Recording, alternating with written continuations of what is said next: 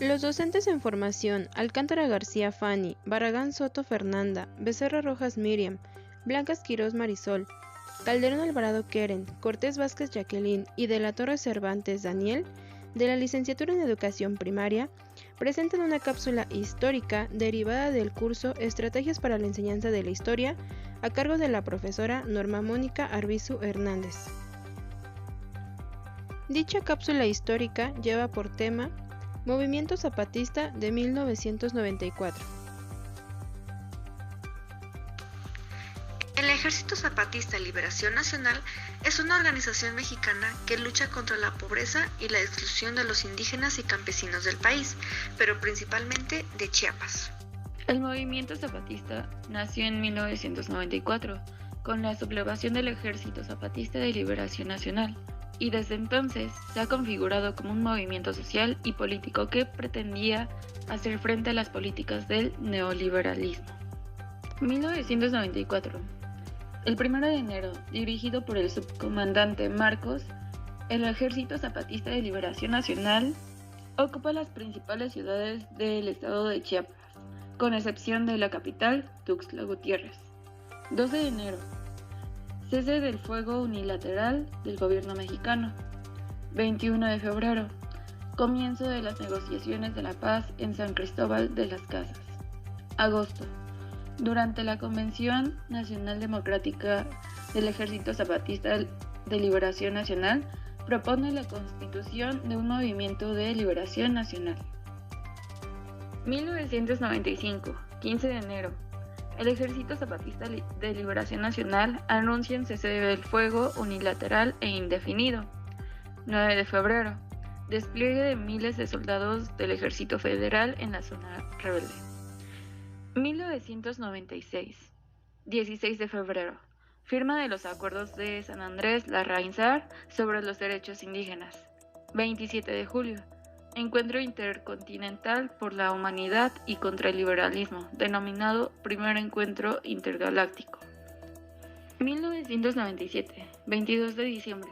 Matanza en Acteal de 45 supuestos y simpatizantes de la guerrilla zapatista por paramilitares vinculados al partido. Ubicación geográfica.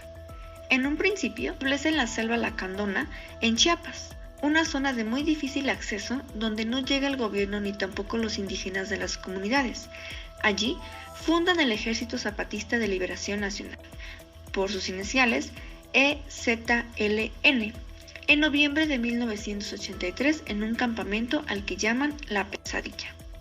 Actualmente abarcan zonas selváticas de los estados de Chiapas, Tabasco, Veracruz, Nuevo León y Puebla. Las principales causas que motivaron la aparición del movimiento zapatista en Chiapas fueron la pobreza extrema y la exigencia de los derechos de las comunidades indígenas. La acción militar de enero de 1994 coincidió con la entrada en vigor del Tratado de Libre Comercio de América del Norte, firmado por México, Estados Unidos y Canadá.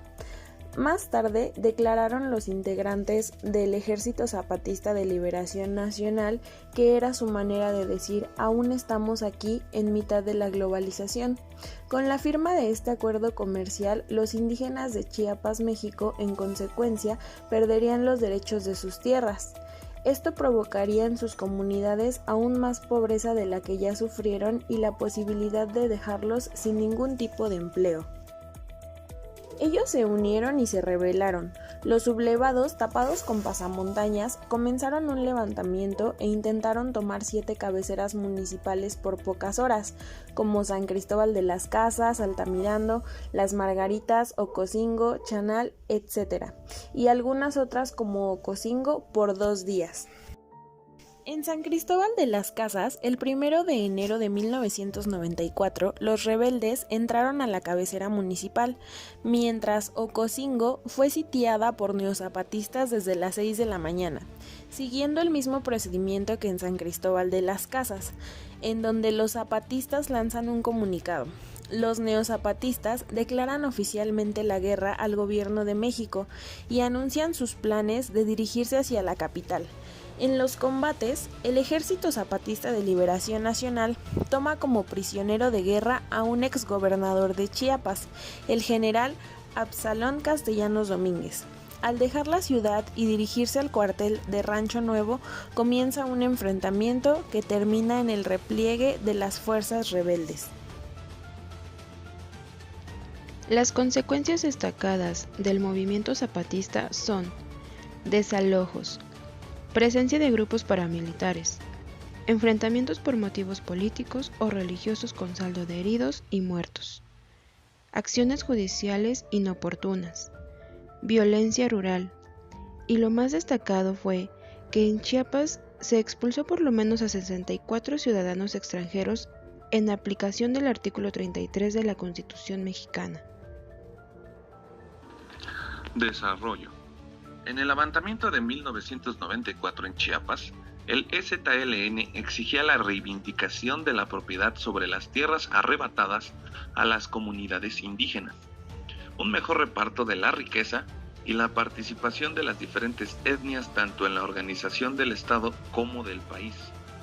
La reacción del gobierno federal fue el envío de tropas a Chiapas para sofocar la rebelión. Se llegó a manejar la cifra de hasta 70,000 efectivos del ejército mexicano. Posteriormente, las movilizaciones de la sociedad civil detuvieron los ataques y a los 12 días de conflicto armado, el gobierno federal declaró de manera unilateral alto al fuego. Para finales de 1994, como resultado de la campaña denominada Paz con Justicia y Dignidad para los Pueblos Indígenas y con apoyo de la población local, el EZLN tomó el control de 38 municipios en el estado de Chiapas sin enfrentamiento alguno. La población civil cambió los nombres de los mismos y decidieron su autogobierno. El proceso de las mesas de diálogos de San Andrés se inició con la revisión de las causas de origen del levantamiento armado en Chiapas y se establecieron mesas de trabajo. En la primera se abordaría con base a una agenda, derecho y cultura indígena. Los diálogos de San Andrés. Durante la primera etapa del 17 al 22 de octubre de 1995, consistió en un diagnóstico y en la presentación de demandas históricas y vigentes. El Instituto Nacional Indigenista presentó a la representación del gobierno federal un proyecto para dar respuesta, el cual resume los consensos alcanzados durante esta primera fase y una propuesta para la segunda etapa. Durante la segunda fase del 13 al 19 de noviembre de 1995, los consensos alcanzados en la fase anterior, lejos de consolidarse, fueron disminuidos. Especialmente se impulsó la lógica de la imprecisión de propuestas nacionales de reforma constitucional, especialmente respecto a la autonomía. Y por último, en el tercer diálogo del 10 al 18 de enero y del 13 al 16 de febrero de 1996, se llevó a cabo la plenaria resolutiva, caracterizada por un proceso más flexible de conciliación y superación de las diferencias. Se acordaron propuestas de carácter nacional, y en la mesa de Derecho y Cultura, el concepto de pueblo indígena, el principio de autonomía, entre otras posibilidades como la de agrupar comunidades o municipios sin constituir otras instancias, y bueno, todo aquello sin ceder en aspectos como el de propuestas zapatistas de reforma al 27 constitucional, la creación de regiones autónomas y la pluralidad jurídica.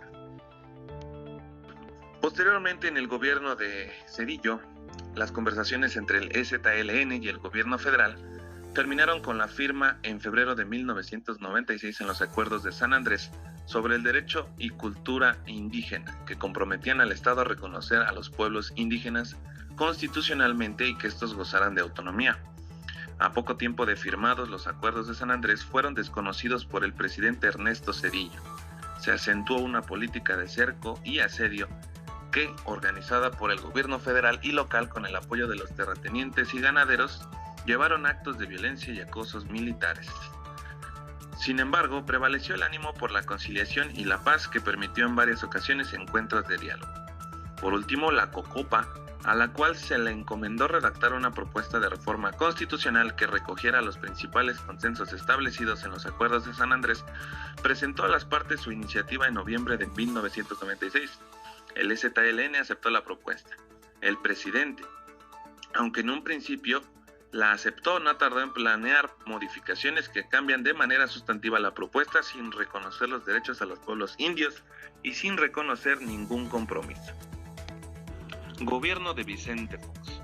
En 2001 nuevamente el EZLN dio oportunidad al gobierno encabezado por Vicente Fox de cumplir las demandas de los pueblos indígenas y realizó una marcha por 3 estados de la República en apoyo del proyecto, culminado con un acto en el Congreso de la Unión, donde mujeres y hombres zapatistas impactaron con sus discursos, y nuevamente la sociedad civil los acompañó y se movilizó para apoyar las exigencias. Lamentablemente, los acuerdos de San Andrés sobre derecho y cultura indígena fueron rechazados por la clase política mexicana, faltando a sus compromisos. Los zapatistas no llamaron a las armas. El EZLN y el CNI deciden proponer la construcción propia de su autonomía, desde abajo y a la izquierda, sin esperar ningún reconocimiento del gobierno. Se dedicaron a construir entonces la autonomía de los territorios rebeldes. Por último, la reforma constitucional del 2001 canceló por lo pronto la reforma esperada en materia de pueblos indígenas, pero convirtió al documento en un hito de la historia moderna de México. Los principales personajes que contribuyeron a este movimiento zapatista fueron Emiliano Zapata, Francisco Villa y algunos jefes militares del zapatismo. Fuentes primarias. La principal base social del EZLN se encuentra en los municipios indígenas de la región de Las Cañadas, de Los Altos y la zona norte de Chiapas. Un gran número de personas al mando son indígenas, y al menos desde 1993, el aparato militar está subordinado a un consejo de delegados de las comunidades zapatistas denominado Comité Clandestino Revolucionario Indígena, CCRI. Las 11 demandas zapatistas. El 1 de enero de 1994, el Ejército Zapatista de Liberación Nacional se levanta en armas tomando 6 cabeceras municipales del estado de Chiapas: San Cristóbal, Ocosingo, Las Margaritas, Rancho Nuevo, Comitán y Altamirano. En la Declaración de la Selva Lacandona de diciembre de 1993, el EZLN plantea el porqué de su insurgencia y lo ampara en el artículo 39 de la Constitución Política de los Estados Unidos Mexicanos.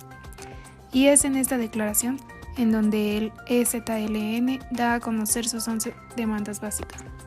Acuerdos de San Andrés.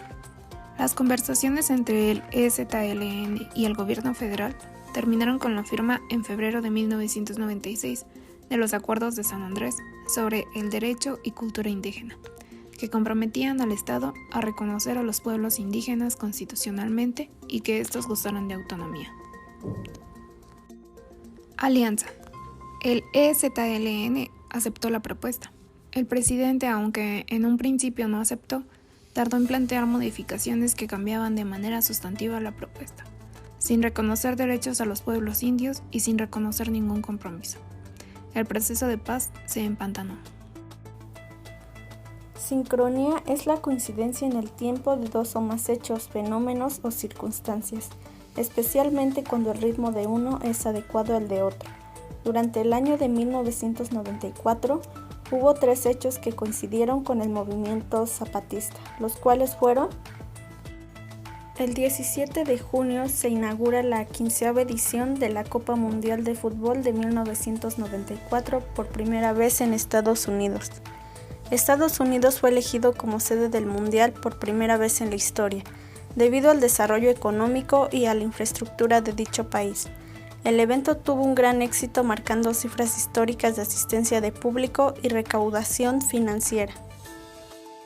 En 1994 entró en vigor el Tratado de Libre Comercio de América del Norte.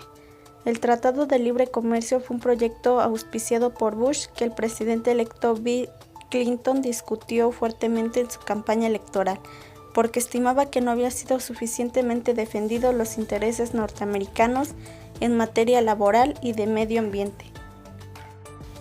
El 10 de mayo de 1994, Nelson Mandela se convierte en el primer presidente negro electo en Sudáfrica.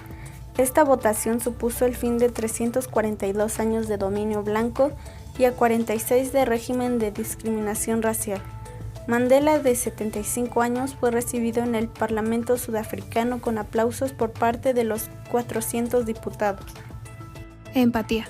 La trascendencia del zapatismo no solo incidió en la vida interna del país, visibilizó y puso en la mesa de discusión la problemática de las comunidades indígenas en el mundo, su exclusión de la vida política, económica y social, y la necesidad de generar una armonización de los derechos culturales y la normatividad jurídica de los estados, que garantice la inclusión e igualdad de la diversidad y el pluralismo para el ejercicio de una vida democrática, y abrió la opción hacia la construcción de un nuevo pacto donde se ponen en el centro los derechos humanos de todas las personas, de las minorías, de los pueblos, de las naciones y la dignidad del ser humano, que como señalan los zapatistas, inicia con el respeto a uno mismo y exige y organiza el respeto a los demás.